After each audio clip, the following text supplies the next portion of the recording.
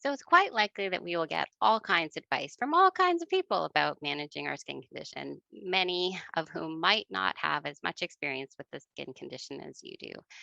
Sometimes it's helpful to acknowledge that their intention is probably very um, kind. It's done with kindness.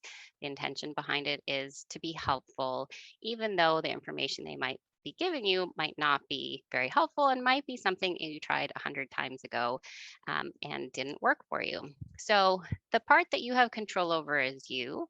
We can thank people for caring about us, for wanting to help us, for their ideas and their advice. Uh, Sometimes we have a relationship with family members where we can say, thank you for that advice. It didn't work for me, but I really appreciate you giving it to me. Other times we might just have to be more vague about whether we've taken their advice or not, which might just include, I absolutely considered that. It's really helpful that you shared that with me.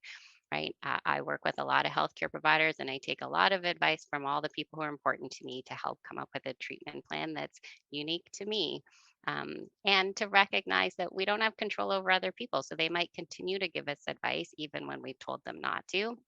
The part you have control over is you. So that's about how you want to respond to it. And often you may. You can and acknowledge their intention, right? Which is thank you so much for caring about me and offering me that advice. I've combined all kinds of aspects of how to care for myself, and I really appreciate how much you care about me and offering these suggestions to me. Sometimes that works and sometimes it doesn't. But just recognize that this is about how you want to show up.